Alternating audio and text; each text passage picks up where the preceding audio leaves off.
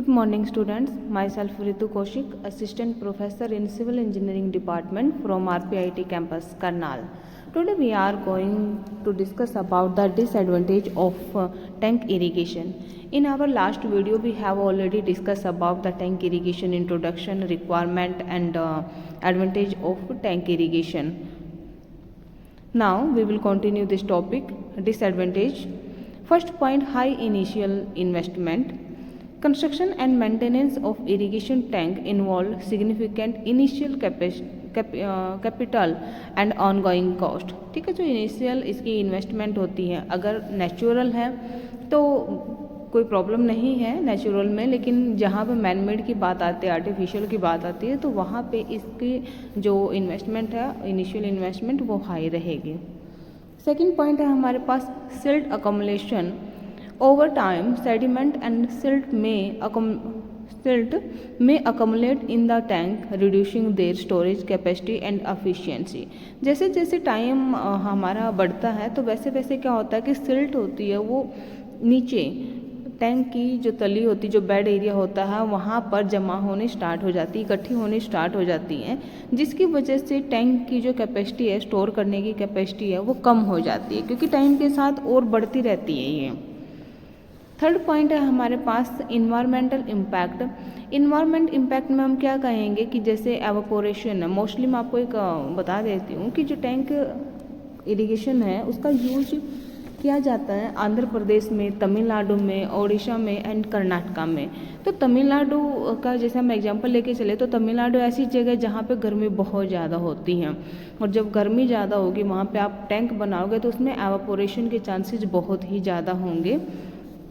तो उसकी वजह से क्या होता है, वाटर लॉसेज होता है, water losses by the evaporation. तो इन्वायरमेंट का इम्पैक्ट काफ़ी पड़ता है. दूसरा फिर क्या होगा कि जैसे ही एवापोरेशन होगा या फिर जैसे समर सीजन होता है, समर सीजन में ये कुछ टाइम बाद ड्राई होना स्टार्ट हो जाता है, पानी बिल्कुल ही सूख जाता है कई बार. तो जब ये ड्राई होता है तो इसका हम उस जगह का यूज कहीं नहीं कर पाते. फिर जहाँ पर आपने टैंक बना दिया वो जगह आपकी फिल हो गई है, यानी दे occupy the large area and after drawing it is useless. ठीक है, क्योंकि सूखने के बाद आप उस जगह का क्या यूज करोगे. ये तो है नहीं कि मिट्टी वहाँ डाल के वहाँ दोबारा इरिगेशन करोगे, दोबारा क्रॉप लगाओगे वहाँ पर, तो वो जगह आपके लिए एक प्रकार से वेस्ट हो गई है जब तक उसमें पानी फिल नहीं हो जाता. क्लियर है. तो इन्वायरमेंट का काफ़ी इफेक्ट पड़ता है. Improper construction and management of reservoir can lead to negative environmental effect on ecosystem and aquatic life. Clear? Next है हमारे पास factor affecting the efficiency of tank irrigation. First one है geographical condition, second maintenance practice, third है water management. Geographical condition में factor such as topography, soil type and terrain affect the feasibility and effectiveness of tank irrigation system. Effect पड़ेगा क्योंकि geographical condition में क्या होता है कि अगर आपके पास सरफेस अनइवन सरफेस है तो बड़ी प्रॉब्लम आती है. पहले सरफेस को आपको इवन करना पड़ेगा, उबड़ खाबड़ ज़मीन पे आप टैंक को नहीं बना सकते.